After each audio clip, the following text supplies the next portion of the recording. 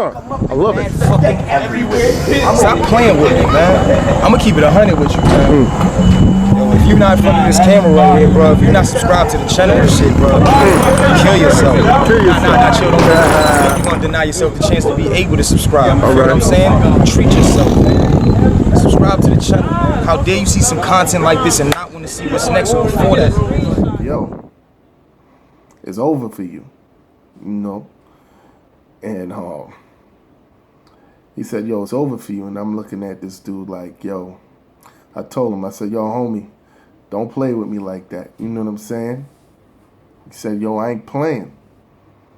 He said, it's over for you. So when he said it was over for me the second time, and he said he wasn't playing, it was a double barrel sort of shotgun. He pulled the first trigger back. And when he went to pull the second trigger back, it had like double triggers. A piece of the handle of the shotgun fell. It was like duct taped. So when it fell on the floor, he went to pick it up. And when he picked it up, that's when I seen that he had on 2 latex gloves on each hand. He had it doubled up. Now I ain't tell y'all that homie had did time for manslaughter already. You know, he had a little bit of a what you would consider a rap sheet. So he had did time for manslaughter. I did stuff, I just didn't get caught. I'm gonna keep it a stack. But anyway, so I'm looking at him, I'm like, oh, when I seen the gloves, I'm like, that's when it clicked, like, oh, this nigga's serious. This nigga is serious as hell.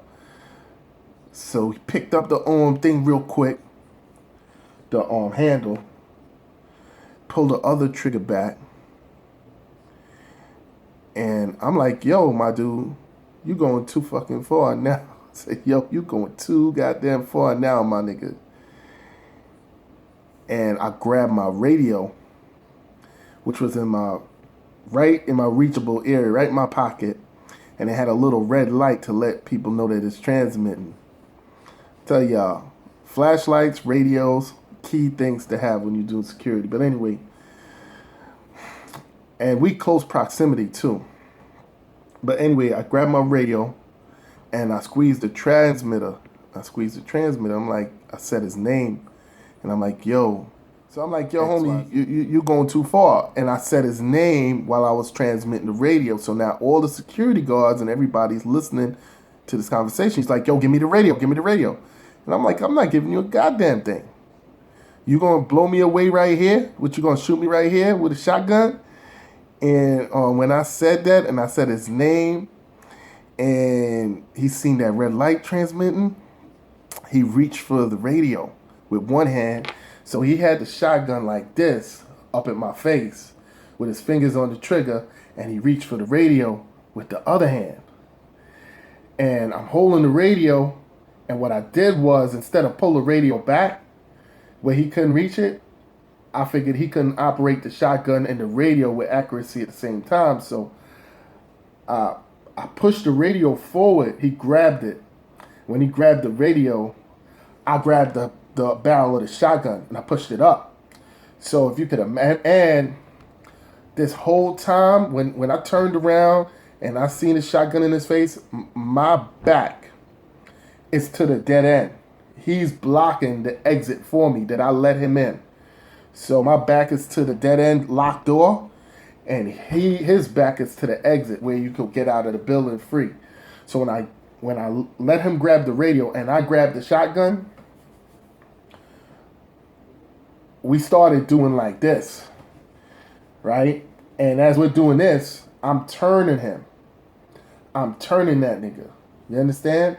So now, when I turn him enough, his back is to the dead end, and my back is to the exit of the building.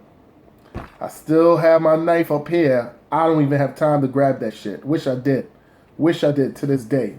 But anyway, so once I got in the position I wanted, I took the shotgun barrel and I pushed it up in his face. It hit him in the face. I let the radio go at the same time. Turned around, start running. Boom. I'm running. So now I must have got about 15, 20 feet. I look back, and he said, "Oh, you gonna run, huh?" And as he's running after me, he's trying to put the radio in his pocket of his coat because he don't want to leave nothing like behind, I guess. And he's got like the shotgun in his hand. So most buildings in the hood have this system. If you live in the hood, you know. You press a button on the left, it beeps. It has to beep like once or twice before the magnet let loose, and then you could open the door. So you press the button, and it goes beep, beep, beep. Then you pull the door. I had one of those. And you can't pull the door too soon. So I press the button, and I'm waiting. And then it's like, beep, beep. I heard 2 beeps. I opened the door, and then heard the loudest sound you can hear. Sound like an M80 just went over my shoulder, like a quarter stick of dynamite. And I felt all this wind. I couldn't hear nothing out of this ear. It was that. And I was like, shit.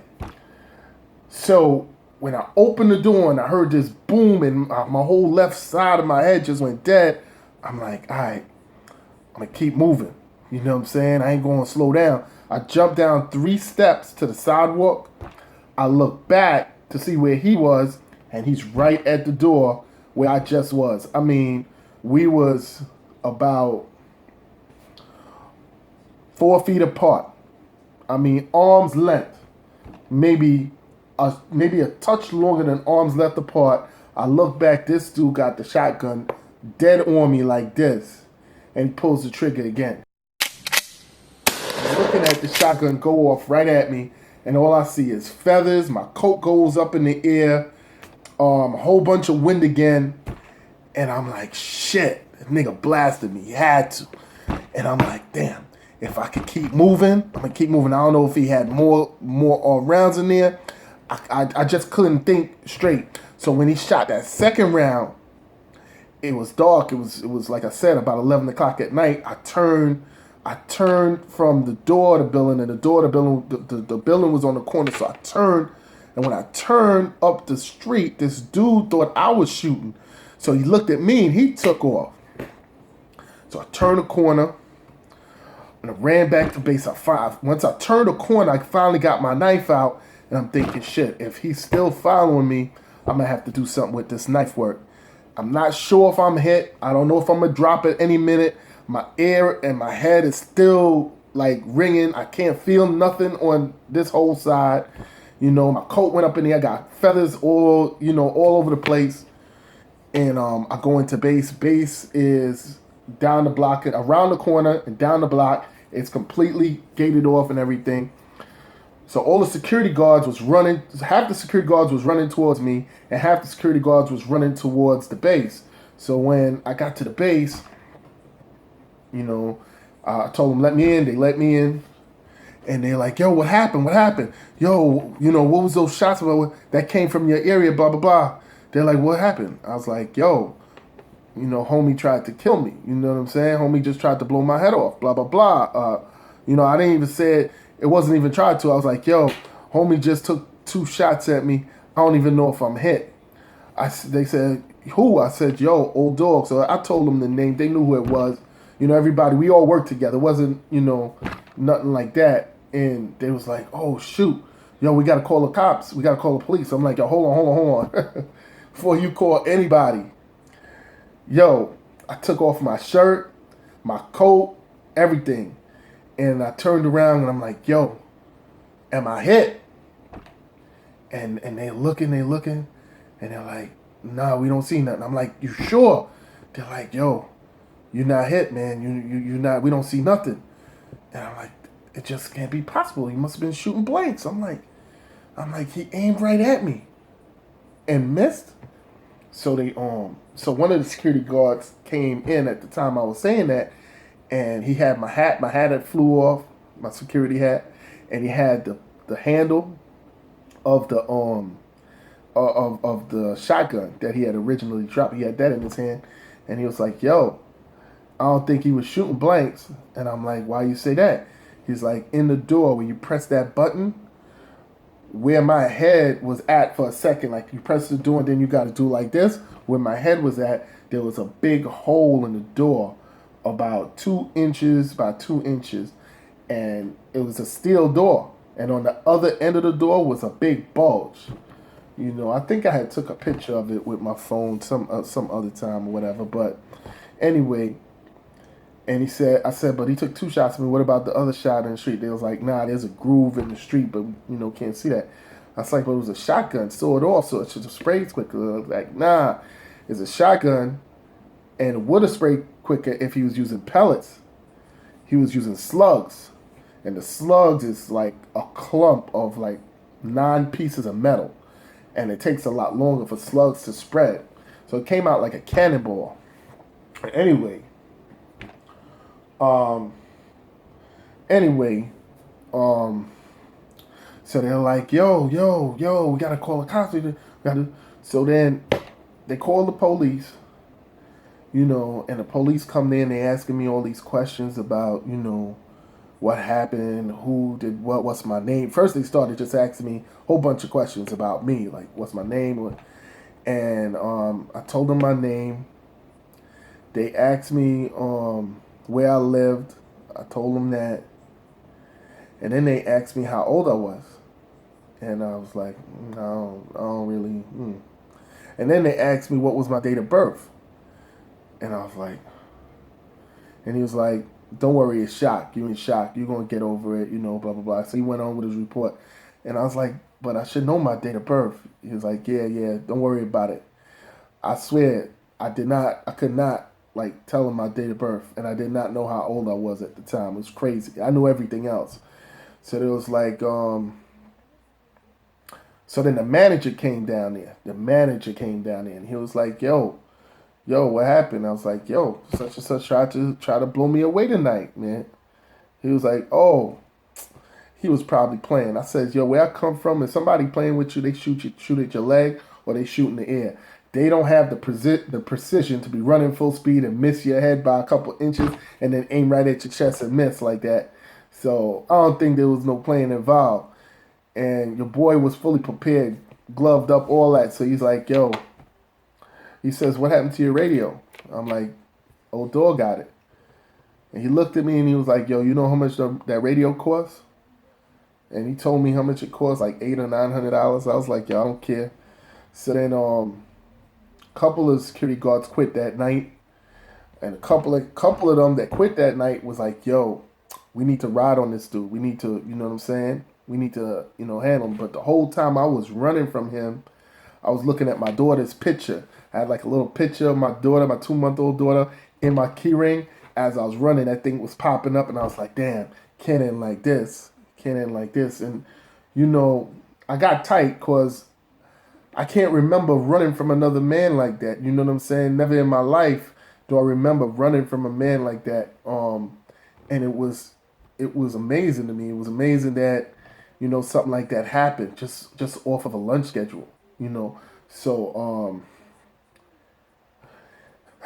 anyway, I told the boss, I told him, yo, check this out. I quit. I ain't working here no more type of thing. I think there was a lot of people that was down or knew what was about to pop off. Noticed some people wasn't working that day, didn't want to be around. I sort of wasn't feeling it. So, in my mind, I felt some people was in on it and they didn't tell me about it. So, and they, like the next day or the day after, whatever, I went down there like a couple of days later. I told them I wasn't coming by myself. I think I came like 3 cars deep. Some dudes from the hood. I picked up my check. Like none of the management came to work the day that I came to pick up my check. They thought there was gonna be retaliation. I told them, I said, I only got problem with one person down here as far as I know. So when I came down there, I seen the dude that was taking the time off that old dog was filling in for, making the schedules, and I was like, yo, you knew about this thing? You knew old dog was on? He says, nah, not really, man. I'm surprised you still here though, like that, blah, blah, blah. Already had the time for taking somebody else out, blah, blah, blah. I said, well, yo, check this out. Give him this message for me, homie. When I see him, it's on like that. And he's like, all right, you know, and left it like that. I went back to the hood, went back to the block, told my homies, and I'll tell you like this, there was dudes that wanted to ride nonstop. My brother picked me up from work that night like he normally do. Anytime I did a double, my brother would pick me up, and he was waiting for me that night. He was like, yo, he would have rode on homie till he caught him. I had people on my block, said he can't live, you know, Jamaican dudes, you know what I'm saying? I'm from Trinity, but I had some Jamaican niggas that I roll with, and it was like, yo, man, he can't live, blah, blah, blah. Had some Yankee dudes that was like on some, yo, we gonna light they whole block up for Flatbush. They were like, yo, we hate them Brownsville niggas anyway. We gonna ride on them niggas, right? When you say the word. I had so much ignorance around me. Now I'm 22. If I was like 18, 17, it was crazy. I'll be honest with y'all, I was waiting to get that city job. That's another thing I'm going to tell y'all about. I was like this close I felt to getting this city job, and I didn't want to screw it up. Had a young daughter, and I was like, you know what? I'm going to leave it in God's hands. And a lot of the homies was like, yo, what you talking about? Now, I rode for a lot of dudes. I've rode for dudes all my life up until that point. I got people wanting to return the favor like a MFer. Real talk. Like, people wanted to just, they don't need an excuse to return the favor. And I'm like, yo, I'm falling back. I'm falling back. Real talk. I'm falling back. And they was like, yo, why this, why that? I says, yo, I got a daughter, and I want to be there for my daughter. I don't want to be talking to her from a prison cell. You know, the cops already had got involved. The job had called the police. I kind of felt as though I had to tell the story. I'm not accustomed to, that was like the first time I made a police report. I mean, I had all kinds of battle stuff before. Excuse me, never called the police, never got involved with the police, always handled shit in the street. I swear it's the truth. And this was the first time that the police was calling. Like, there was all these police in my face and the shot and all this stuff that went on. And I was like, yeah, it was this, you know, it was this dude shot at me, you know, and blah, blah, blah. And then they called me like, the police called me like a couple of days later, you know, saying, look, it'll be mostly reckless endangerment. You know, you didn't get hit. It's kind of like what happens out here in Brooklyn, you know, Brownsville or wherever. You know, people get shot at, you know, and, you know, it is when we catch them, he probably not going to have the shotgun and all this stuff. And I was like, all right, cool. Then y'all do what y'all do. You know, I don't want to even press charges or nothing. Really, to be honest with you, I didn't call y'all. Be straight gutter with y'all. They're like, oh, so how you going to handle this? So you got to, I said, yo, I'm good. You know, let it rock. But I got to be honest with y'all, man, like the next day was like a bright, sunny, blue sky, not a cloud in the sky. And like I'm walking outside, taking a deep breath, looking around like I shouldn't be here. Like, am I really here? Is somehow my life going to rewind in a day or two, and I'll be back at that moment, you know, on the ground and realize that I got caught up that night and I really didn't make it. Like I got hit, but my spirit just kept living my life or something. It was weird, some things I was thinking. And, you know, the weird part about, you know, the whole situation was this dude had a gun, gloves, the taped up handle. He stuffed feathers down the barrel that wasn't from my coat. I thought he hit my coat. My coat just went up in the air, but he was trying to muffle the sound of the shotgun. You know, people in the building had heard me laughing and talking to him before the shots was fired. They didn't even know it was hot like that. But that's how, you know, like when I'm facing danger or something crazy, I laugh in the person's face like that. But it was crazy because I did things in my life too. You know what I'm saying? So I kind of know when shit is like on a certain level, and then like you sort of move appropriately. This shit was like on some like no kind of low key shit. It wasn't even no DEFCON 5, man. I broke people's nose before. You know what I'm saying? Front their girl and all that shit. And then you're like, all right, I expect you to come back and pop off. That'll be another story, you know. Dude came back and popped off. you know. But I mean, the level was there. This was just a quick little, hey, can you change my lunch schedule? Nah, if I ask you for $1,000,000, will you give it to me? Like, whatever. He's like, yo, you playing yourself. Then the next time we talk, it's like, yo, don't cross me. Like, yo, what you talking about? You know what I'm saying? If you feel some kind of way, we could get this on and popping after work, or we could get it popping right now. What you want? Whatever. That was it. For like 2 or 3 days. Next thing you know, this dude is all, you know what I'm saying? Ski masked up, ready to go. Anyway, yo, I shared a story to say, yo, don't take no argument or disagreement with somebody lightly, man. Don't put yourself, harm's way, if you will. Measure where you are in your life, Are you 16, don't have much to live for, and you ready to ride or die? I know that having heart, not being afraid to die, all of that stuff, I get it. Or are you like 22, 24, transitioning, got kids, and maybe you need to start understanding that your life has value. You know what I'm saying? There's more parts to this story, like when I got that city job and some other stuff that went on. But I think I'm going to save that, for another time. I just wanted to bless y'all with the story, man, the shotgun, memoir of MadDog Killer. Yo, leave a comment. Let me know what y'all think. Y'all holla at your boy.